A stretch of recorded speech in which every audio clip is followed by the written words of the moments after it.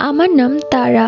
বিয়ের কয়েক বছর ঘুরতেই আমার কোল আলো করে আসলো আমার ছোট্ট মেয়ে রাফিয়া। ও দেখতে যেমন সুন্দরী তেমনি পড়ালেখাও অনেক পটু। ও বর্তমানে ক্লাস 5-এ পড়ছে। সব সময় ক্লাসে ওর রোল 1 হয়। আমার ভাইয়ের মেয়েও আমার মেয়ের সাথে একই ক্লাসে পড়ে, কিন্তু ওর রোল 2। অনেক চেষ্টা করেও সে আমার মেয়ের জায়গা নিতে পারেনি, যার কারণে ওর মা ওকে প্রায় বকতো পড়াশোনা মনোযোগ দিয়ে করতে। কিন্তু আমি ভাবিকে বোঝাতাম, ও তো ছোট বাচ্চা, তুমি কেন ওকে বকছো? আমাকে দেখো, আমি আমার মেয়েকে কত আদরে পড়াশোনা করাই। তাই বাচ্চাদেরকে বকাঝোকা করে না, বরং আদর করে শেখাতে হবে, তাহলেই তো তারা শিখবে। এই কথা শুনে আমার ভাবি বলল, থাক, তুমি তোমার মেয়ে নিয়েই থাকো, আমার মেয়ের কথা ভাবতে হবে না। আমার মেয়ে কিভাবে রোল 1 করে সেটা আমি দেখে নেব, তুমি তোমার মেয়ের দিকে মনোযোগী হও। এরপর থেকে আমি আর তাকে কোনো কিছুই বোঝাতাম না, যেহেতু আমার মেয়ের রোল 1 আর তার মেয়ের রোল 2। এমনি কোনো এক ক্লাস টেস্ট এক্সামের হলে আমার মেয়ে সামনের বেঞ্চে এবং তার মেয়ে পেছনের বেঞ্চে বসেছিল। তো সামান্য একটা বিষয় তার মেয়ে পারছিল না, যার কারণে ও আমার মেয়ে রাফিয়াকে জিজ্ঞেস করে, আর আমার মেয়ে রাফিয়া ওকে সত্যিটা বলে দেয়। সেই জিনিসটা আবার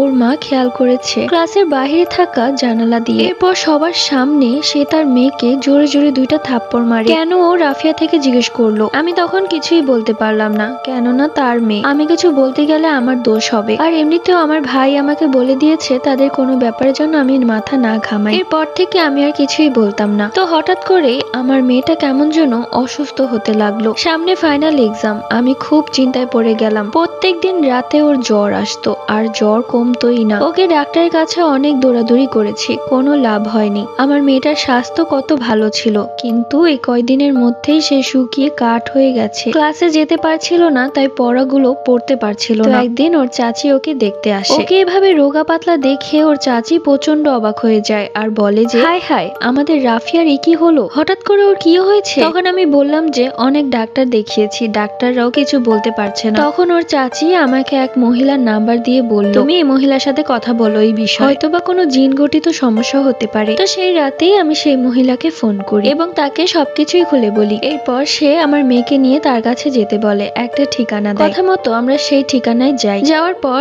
সে আমার মেয়ের হাতের কনিষ্ঠ আঙ্গুল চেপে ধরে বলল, ওর উপর ভয়ঙ্কর কালো জাদু করা হয়েছে, আর এটা করেছে আপনার পরিবারের কেউ একজন। আমি অবাক হয়ে গেলাম, আমার মেয়ের উপর কে কালো জাদু করতে পারে? তো তিনি বললেন যে রাত 12টার পর তিনি তার জিনের দ্বারা জানতে পারবে কে করেছে। তো আমরা অধীর আগ্রহে বসে আছি রাত 12টার দিকে। হঠাৎ করে তিনি কল করলেন এবং আমাদেরকে বলতে লাগলেন, হিংসার কারণে আমার ভাইয়ের বউ আমার মেয়ের উপর কালো জাদু করেছে। মানে ভাবা যায়, এত ছোট মেয়ে, তার উপর হিংসা। এসব মানুষকে আসলে মানুষের খাতায় গণ্য করা উচিত না। আল্লাহ